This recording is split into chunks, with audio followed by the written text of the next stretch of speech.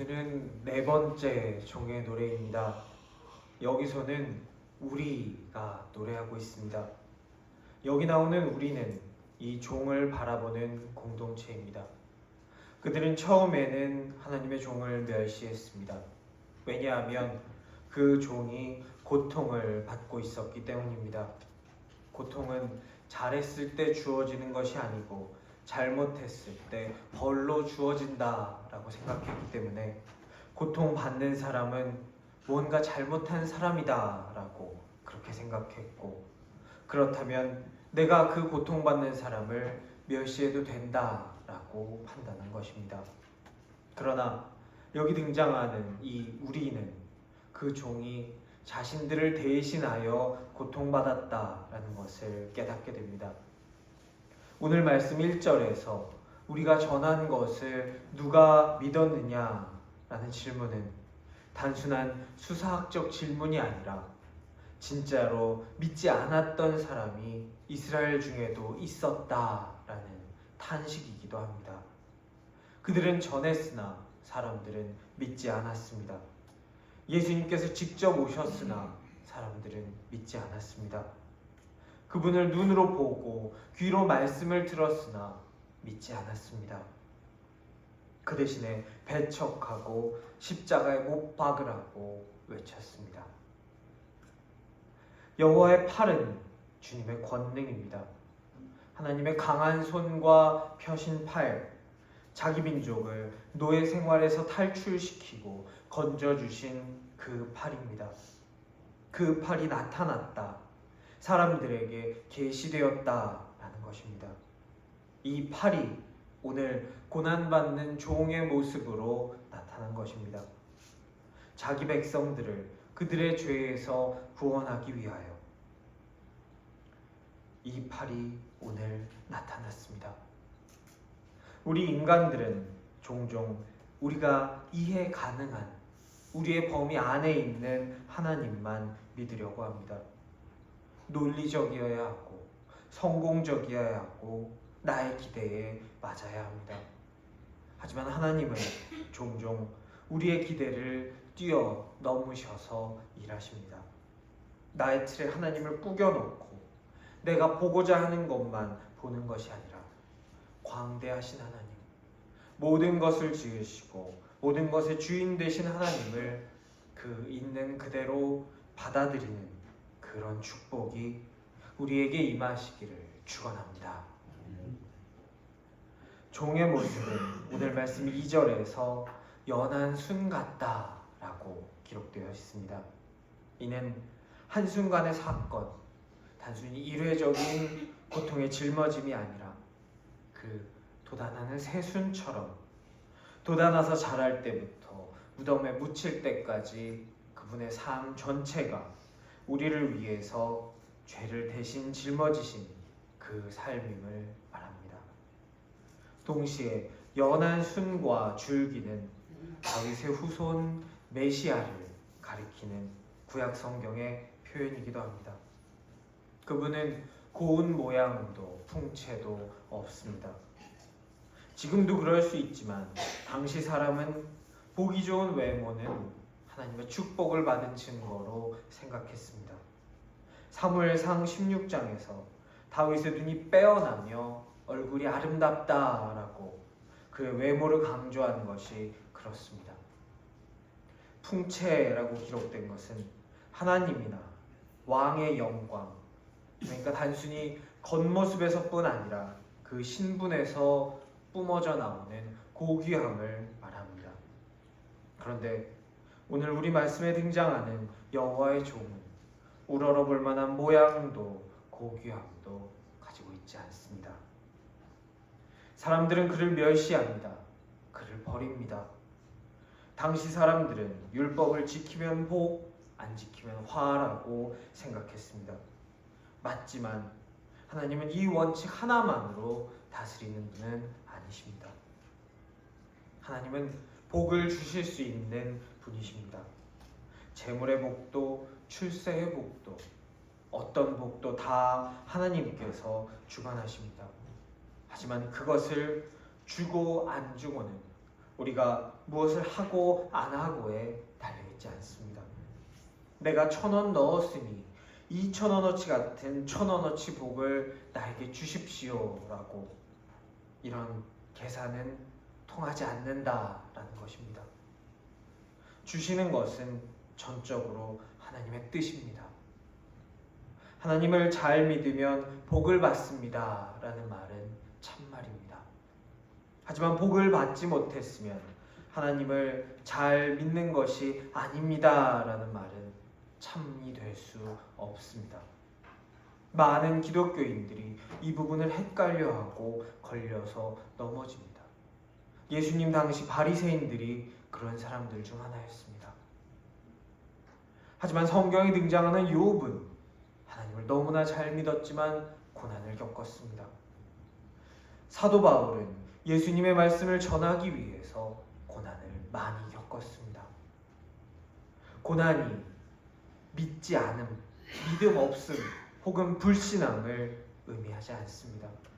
고난이 무조건적으로 죄의 결과임을 의미하지 않습니다. 하나님은 이런 상황이나 결과가 아니라 관계로 일하십니다.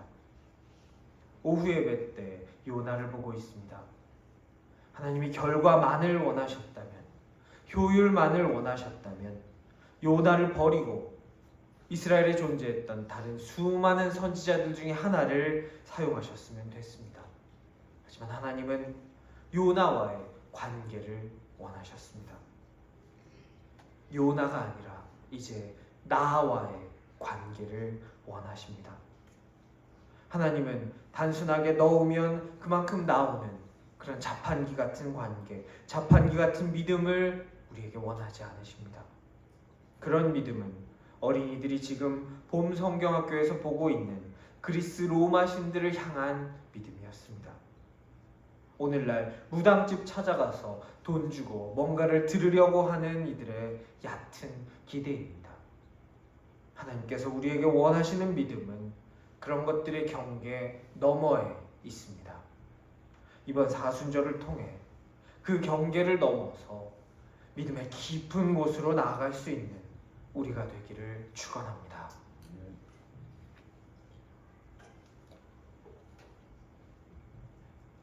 4절부터 오늘 말씀에 등장하는 우리라는 화자가 모르고 있던 그 진실이 드러납니다. 하나님의 종은 그의 질고가 아니라 우리의 질고를 지고 그의 고통이 아니라 우리 고통을 대신 짊어지셨습니다. 질고는 요즘 잘 쓰이는 말은 아닙니다. 이 단어의 1차적인 의미는 병, 질병, 아픔을 의미하지만 다른 번역의 성경과 원문을 보면은 연약함, 고통, 슬픔 등 인간의 고통 전체를 포괄하는 개념입니다. 육체적, 관계적, 영적, 감정적인 아픔과 고통과 상처입니다. 우리가 지금 짊어지고 있는 모든 삶의 무게와 아픔을 하나님은 그냥 내버려 두지 않으신 것입니다. 마태는 예수님의 가르치시고 전파하시고 고치시는 이 고치시는 사역이 오늘 우리가 읽은 이 말씀을 이루기 위하여 하신 것이다 증언합니다. 하나님은 수고하고 무거운 짐진 우리를 다 부르십니다. 그리고 그 멍에를 내려놓으라고 말씀하십니다. 내려놓은 멍에를 버리는 것이 아니라 대신 짊어지고 가시기 위해서입니다. 그리고 우리에게 예수님의 멍에를 메라고 하십니다. 예수님께 배우라고 말씀하십니다. 그러면 우리 마음이 쉼을 얻을 것입니다. 예수님의 멍에를 메고 예수님의 제자가 되는 길을 선택하는 우리가 될 수 있기를 기도합니다. 하나님은 우리의 죄를 대신 짊어지셨습니다. 고린도후서 5장 21절은 죄를 알지도 못하신 이를 우리를 대신하여 죄로 삼으셨다 말합니다. 그로 인해 우리는 평화를 누립니다. 이 평화는 샬롬입니다. 이 샬롬은 단순히 전쟁이 없는 상태가 아니라 온전함, 가득 참, 번영, 건강, 구원 등 넓은 의미에서의 평화입니다. 예수님께서 부활하시고 제자들에게 나타나셔서 처음 하신 말씀이 이것입니다. 샬롬, 평안하냐. 우리에게 하나님의 평화가 있기를 바랍니다. 지금 이 세계에 하나님의 평화가 임하시기를 간절히 기도합니다. 오늘 말씀 6절입니다. 우리의 병고와 질병을 주님의 종이 대신 짊어지십니다. 이전의 사고방식에서 보면 이것은 전혀 새로운 것, 이제까지 알려지지 않은 것, 누구에게도 한 번도 들어보지 못한 것입니다. 지난주에 보았던 이사야 52장 15절이 말씀하시는 바로 그런 것입니다. 믿을 수도 없고 전에 들은 적도 없는 새로운 일을 이제 하나님께서 행하십니다. 우리를 위해서 행하십니다. 이를 행하러 오신 여호와의 종은 그가 고난당하실 때 침묵하셨습니다. 예레미야 11장 19절은 말합니다. 나는 끌려서 도살당하러 가는 순한 어린 양과 같으므로 그들이 나를 해하려고 꾀하기를 우리가 그 나무와 열매를 함께 박멸하자. 그를 살아있는 자의 땅에서 끊어서 그의 이름이 다시 기억되지 못하게 하자 함을 내가 알지 못하였나이다.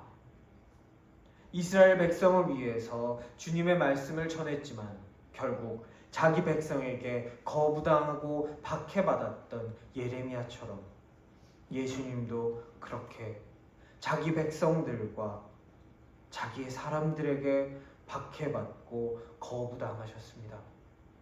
그럼에도 내가 억울하다, 나는 죄가 없다라고 소리 높여 외치기보다는 침묵으로 하나님의 뜻에 순종하셨습니다. 오늘 말씀 7절과 8절은 사도행전 8장에서 에디오피아 내시가 읽은 부분입니다. 빌립이 에디오피아 내시가 읽은 이 글에서 시작하여 그에게 예수님을 가르쳐서 복음을 전하고 세례를 주게 됩니다. 오늘 우리가 읽은 9절의 말씀은 그대로 예수님께 이루어졌습니다. 예수님은 폭행을 저지르지도 않으셨고 죄를 범하지도 아니하셨고 그의 입에 거짓도 없으셨습니다. 예수님은 좌우에 강도들과 함께 십자가에 달리셨으며 부자인 아리마대 요셉의 무덤에 묻히십니다. 오늘 말씀 10절에는 속건 제물이 등장합니다.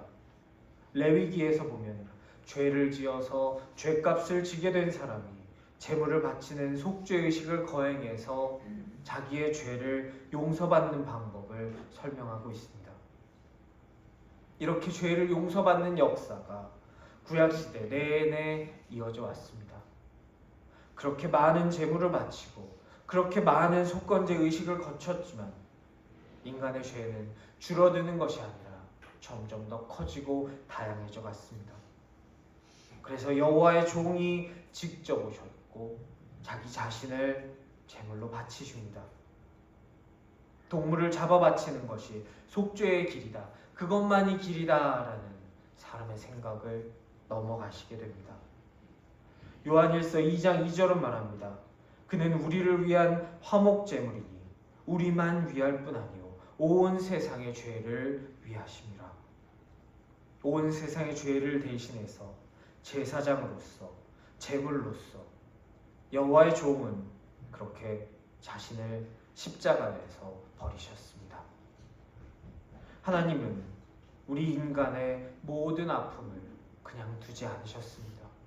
보고만 있지 않으셨습니다. 그 아픔의 순간순간마다 언제나 우리와 함께 하셨습니다. 하나님의 종은 인간의 죄를 짊어지시고 고난받으셨습니다. 그렇게 하심으로 우리에게 치유와 구원을 주셨습니다. 오늘 이 시간 내가 사는 것이 당연히 살아야 되기에 사는 것이 아니라 나를 사랑하사 나를 위하여 자기를 내어주신 우리 하나님의 종의 사랑 때문임을 기억하며 사는 사순절 되시기를 축원합니다. 아멘.